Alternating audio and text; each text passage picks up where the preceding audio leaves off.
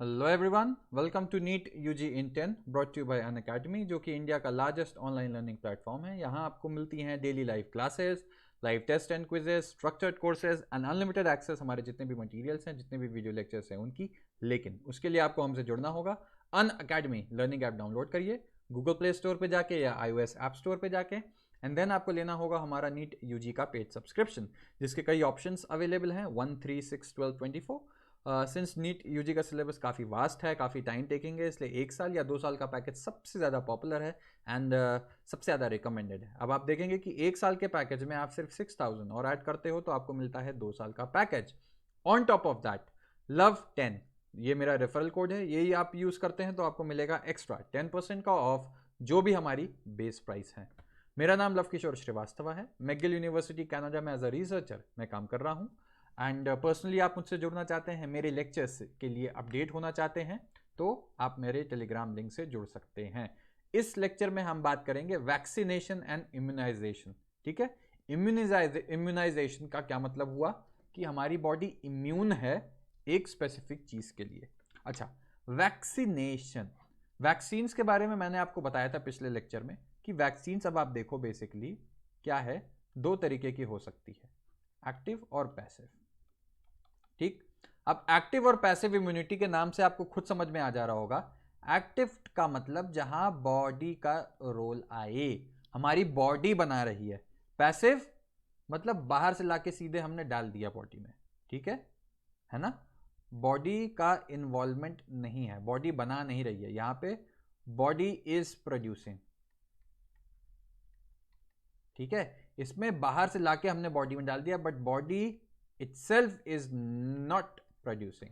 ठीक है, तो ये चीज ध्यान रखना। एक्टिव पैसिव ये मैंने बता दिया था पिछली बार, तो वही चीज वैक्सीनेशन में भी काम आ रहा है। क्या काम आएगा मैंने ये भी बताया था कि अब क्या 2 चीजें होती हैं, चलो आगे बताता हूं तो समझ में आ जाएगा। अब देखो, वैक्सीनेशन जो होता है basically this is administration of an antigenic material called vaccine. Antigenic material का क्या मतलब हुआ, मैंने पहले ही बताया था कि फॉर एग्जांपल वायरस ले लो या बैक्टीरिया ले लो। बैक्टीरिया का ये पार्ट जो है, ये पार्ट मान लो, ये जो पार्ट है ये हमारी बॉडी में जाएगा तो ही एंटीबॉडी प्रोड्यूस होगा, तो इस पार्ट को हम बोलते हैं एंटीजेन। एजी से लिख दो। ठीक है, एजी मतलब एंटीबॉडी जनरेटर, तभी तो इसका नाम एंटीजेन है। ठीक है, एंटीजेनिक। तो अब बात आती है कि अब 2 ऑप्शन है।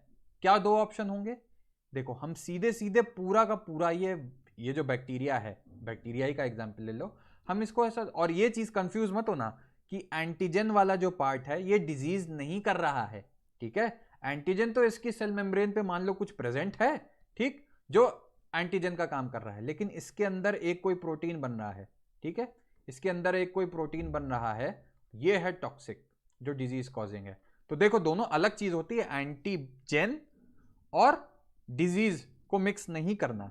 मान लो ये टॉक्सिक तुमने हटा दिया, ये टॉक्सिक पार्ट तुमने हटा दिया, ठीक है, इसमें से, तो क्या होगा, अब ये बैक्टीरिया डिजीज तो नहीं करेगा क्योंकि इसका टॉक्सिक पार्ट हटा दिया, लेकिन एंटीजन अभी भी इसमें प्रेजेंट है, तो एंटीबॉडी तो बनेगी, लेकिन ऐसा बैक्टीरिया आपको डिजीज नहीं करेगा, है ना। इसमें कंफ्यूज मत होना, बहुत इंपॉर्टेंट चीज है ये, यही समझना है तुमको कि एंटीजन और उसका toxic part, disease causing part, 2 अलग चीजें होती हैं। तो अब क्या होगा, ऐसे बैक्टीरिया को या ऐसे वायरस को जिसको हमने कमजोर कर दिया कि वो डिजीज नहीं करेगा, उसको बोलते हैं एटीन्यूएटेड। ठीक है, तो याद रखना, तो एटीन्यूएटेड वैक्सीन क्या हुई, हम उसमें वीकेंड माइक्रो ऑर्गेनिज्म डाल रहे हैं। वीकेंड से क्या मतलब, वो डिजीज विजीज नहीं कर सकता, ठीक, लेकिन एंटीबॉडी प्रोड्यूस कर सकता है। तो अब क्या होगा कि जब एक्चुअल खतरनाक वाला बैक्टीरिया आएगा, तो हमने तो ये बचपन में ही दे दिया है, तो उसके अगेंस्ट एंटीबॉडी तो बन गई क्योंकि एंटीजन तो था ही उसमें। तो जब एक्चुअल खतरनाक वाला वायरस आएगा तो एंटीबॉडी ऑलरेडी प्रेजेंट है, और ये एंटीबॉडी इसको लड़के भगा देगी कि भागो हमारे बॉडी से। ठीक, तो यही अब वैक्सीन से तुमने देखा कि कैसे इम्यूनाइजेशन डेवलप हो गया, कैसे हमारी बॉडी जो इम्यून सिस्टम है उसको हमने कैसे उल्लू बनाया एक तरीके से समझ लो, और एक्टिवेट कर दिया एंटीबॉडीज को, जिससे हमारी बॉडी प्रोटेक्ट हो गई आगे के लिए। ठीक है, यही प्रिंसिपल ऑफ इम्यूनाइजेशन वैक्सीनेशन हो गया, जो मेमोरी पे काम कर रहा है ना, मेमोरी पे ही तो कर रहा है, जिससे अगली बार असली खतरनाक वाला बैक्टीरिया आएगा या वायरस आएगा तो हमारी एंटीबॉडी उससे लड़ सके, जो कि हमने पहले ही बना दी थी। कैसे? उल्लू बना के, ठीक है, एटीन्यूएटेड सिस्टम यूज करके।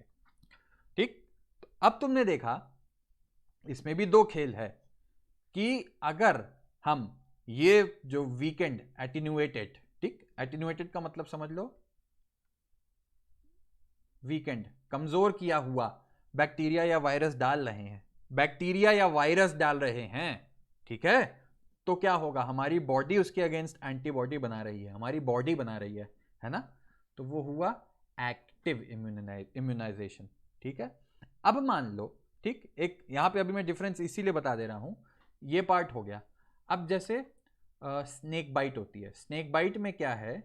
हॉर्स है, ठीक, हॉर्स के अंदर हम स्नेक का वेनम डालते हैं, ठीक है, तो हॉर्स क्या करेगा? इस वेनम के अगेंस्ट, ये वेनम क्या हुआ? एंटीजन है वहां पे, इसके अगेंस्ट एंटीबॉडीज बनाएगा, और हम क्या करते हैं? हॉर्स के प्लाज्मा से ये जो एंटीबॉडी है ये निकाल ली हमने, ठीक है, ये निकाल ली, इसको पैक करके दवा के फॉर्म में बना दिया, ठीक। तो अब हमको या किसी ह्यूमन बीइंग को अगर सांप काट लिया तो ये एज सच बनी बनाई एंटीबॉडी है, ये उसके उसमें एडमिनिस्टर कर देंगे। तो डिफरेंस देखा तुमने? यहां हम एंटीबॉडी कहीं और बना रहे हैं, ठीक है, हमारी बॉडी में नहीं बनी, बनी बनाई एंटीबॉडी हमने डाली ह्यूमन बॉडी में, स्नेक बाइट के केस में जैसे होता है, तो वो होगी पैसिव, क्योंकि हमारी बॉडी उसमें नहीं बना रही। लेकिन अब एटीन्यूएटेड वाला जो केस था इसमें हमारी बॉडी बना रही है, तो ये डिफरेंस ध्यान से याद रखना। अच्छा, अब हमारी बॉडी में क्या है? दो तरीके की चीजें डाल सकते हैं कि एंटीजेनिक प्रोटीन, अभी मैंने बताया था तुमको कि इसका सिर्फ ये पार्ट एंटीजन है, तो हम पूरा का पूरा बैक्टीरिया डालने की बजाय ये पार्ट निकाल लें वहां से और ये डाल दें, तब भी तो एंटीबॉडी बन जाएगी, है ना, ठीक। तो इसमें कंफ्यूज मत होना। तो अगर हम सिर्फ एंटीजेनिक प्रोटीन डालते हैं, इसको बोलते हैं सेकेंड जनरेशन वैक्सीन, और अगर पूरा का पूरा पैथोजन डाल देते हैं तो उसको बोलते हैं फर्स्ट जनरेशन वैक्सीन, ठीक है।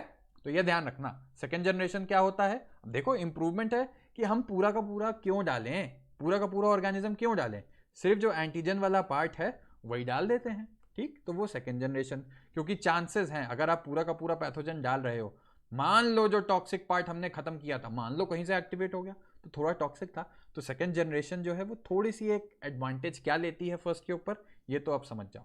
अच्छा, बेसिक एक्चुअल इन्फेक्शन जब आएगा तो उसके अगेंस्ट बॉडी को प्रिपेयर किया जा रहा है वैक्सीनेशन से, ये बात तो तुम्हें समझ में आ गई। तो क्या करती हैं ये बेसिक वैक्सीन? अब आपको समझ में आ जाएंगी कि एंटीबॉडीज बन रही हैं तो उसके लिए बी सेल होंगी, और टी सेल्स भी जो हैं ये काम करती हैं सेल मीडिएटेड इम्यूनिटी के थ्रू, ठीक है। तो उसमें बहुत ज़्यादा दिमाग मत लगाना, एंटीबॉडीज जो हैं इसको ध्यान रखना। अब क्या होता है कि कभी कभी ये जो एंटीबॉडीज बनाई हैं हमने, जो मेमोरी में एंटीबॉडीज स्टोर हैं, वो धीमे धीमे कम होने लगती हैं, ठीक है। तो उनको वापस जगाने के लिए बूस्टर शॉट्स दिए जाते हैं। बूस्टर मतलब बीच बीच में आप फिर से वही एटीन्यूएटेड वाला वीकेंड वाला डालते जाओ, जिससे आपकी साइकिल चलती रहे, एंटीबॉडीज की कमी ना हो, क्योंकि एंटीबॉडीज एक समय बाद कुछ कुछ केसेस में कम होने लगती हैं, ठीक है। तो इसमें कंफ्यूज मत होना। पैसिव इम्यूनाइजेशन आपको बता ही चुका हूं मैं कि बाहर से एज सच तैयार एंटीबॉडी या एंटीटॉक्सिन, ठीक है, एंटीबॉडी या एंटीटॉक्सिन हम लेके आएंगे और वो सीधे इंजेक्ट कर देंगे इसमें, ठीक है। स्नेक बाइट्स के केस में आपको मैंने बता ही दिया क्या होगा। हॉर्स में प्रोड्यूस होती है, हॉर्स याद रखना, हॉर्स में प्रोड्यूस कर ली हमने एंटीबॉडी, हॉर्स से ही एंटीबॉडी आइसोलेट कर ली और डाल देंगे जब जरूरत पड़ेगी, ठीक है। लेकिन कभी कभी क्या हो सकता है कि मान लो वो एंटीबॉडी जो हम हॉर्स से ला रहे हैं, हमारी बॉडी उसको पसंद ना करे, है तो किसी और की बॉडी ना, इसलिए कभी कभी एलर्जी के रिएक्शन भी हो सकते हैं उसमें। एलर्जी क्या होती है? एलर्जी भी एक रिस्पॉन्स है जो फॉरेन चीज़ों के लिए हो जाता है हमारी बॉडी जिनको पसंद नहीं करती। रिकॉम्बिनेंट डीएनए टेक्नोलॉजी, इससे जो वैक्सीन जनरेट होती है उसको बोलते हैं थर्ड जनरेशन, ठीक है। इसमें क्या होता है कि कोई भी पॉलीपेप्टाइड या पैथोजन होता है, पॉलीपेप्टाइड अगर है डीएनए से हो जाता है ना, आपको पता है डीएनए प्रोटीन बनाएगा, तो वही डीएनए की जेनेटिक इंजीनियरिंग करके हम ये वैक्सीन बनाते हैं। इसकी डिटेल में मैं नहीं जाऊंगा क्योंकि वो एक अलग टॉपिक है। तो बस ये आप याद रखिए कि बेसिक वैक्सीन के टाइप्स क्या थी। होप ये लेक्चर आपको पसंद आया हो। सब्सक्राइब करो, कमेंट करो, लव10 कोड यूज़ करके अनअकैडमी से जुड़ो। मुझसे पर्सनली जुड़ना है, मैंने अपना टेलीग्राम लिंक नीचे ऐड कर दिया है। Thank you so much.